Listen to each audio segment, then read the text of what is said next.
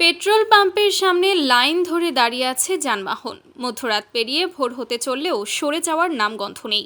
জ্বালানি কিনতে এমন দীর্ঘ লাইন ধরার দৃশ্য এখন আর নতুন কিছু নয়। ইরান ইসরায়েল সংঘাতের কারণে বাংলাদেশের কাছে জ্বালানি তেল থাকলেও যুদ্ধের কারণে কদিন পর তা আদৌ পাওয়া যাবে কিনা তা নিয়ে তৈরি হয়েছে শঙ্কা। সাধারণ মানুষ থেকে শুরু করে সরকার সবাই ভাবছেন সামনের দিনগুলোর কথা। অন্যদিকে প্রয়োজনের চেয়ে বেশি পরিমাণে তেল কিনে রাখার দিকে ঝুঁকছে মানুষ। সরকার ভাবছে যদি দ্রুত সব জ্বালানি তেল ফুরিয়ে যায় তাহলে দেশে কৃত্রিম নয় বরং স্পষ্ট জ্বালানি তেলের সংকট তৈরি হবে। আর এই সুযোগে সরকার তেল বিক্রির নিয়মের তোয়াক্কা না করেই একদল অসাধু ব্যবসায়ী বাজারে তৈরি করেছে কৃত্রিম সংকট। পরিস্থিতি যখন ঠিক এমনই তখন সামনে এসেছে তেলের মজুদের হিসাব নিকাশ। কি পরিমাণ তেল আছে, কি পরিমাণে সরকার বিক্রি করতে চাইছে, আর কারা তৈরি করছে অসাধু syndicate. Bangladesh petroleum corporation BPC বিষয়টি নিয়ে বেশ সতর্ক অবস্থানে রয়েছে। তারা বলছে প্যানিক বাইং বা আতঙ্কিত হয়ে কেনাকাটার প্রবণতার কারণে গত বছরের চেয়ে এবছর অকটেন কেনার পরিমাণ বেড়েছে। আগের বছর যেখানে প্রতিদিন সারা দেশে 1100 মেট্রিক টন, সেখানে যুদ্ধে তা 2000 টনের ঘর ছুঁয়েছে। এভাবে প্রতিদিন বেশি পরিমাণে জ্বালানি তেল বিক্রি হলে খুব অল্প সময়েই জ্বালানি তেল ফুরিয়ে যাবে। লাভবান হবে মধ্যস্থতাকারী ব্যবসায়ীরা।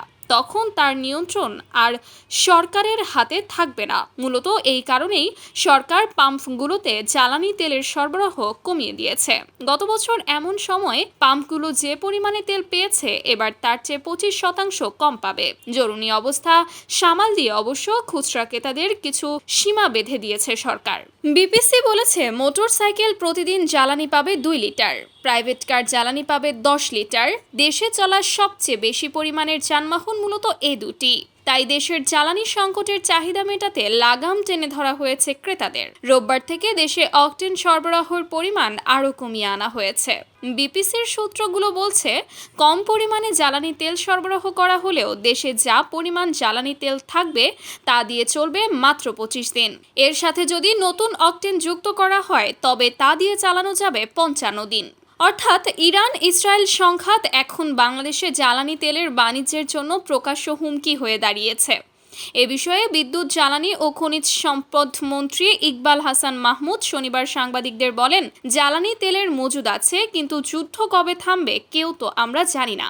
আগে থেকে আমার ঘর ঠিক করতে হবে না, সঞ্চয় রাখতে হবে না, সেজন্য আমরা এই সঞ্চয়টা করছি।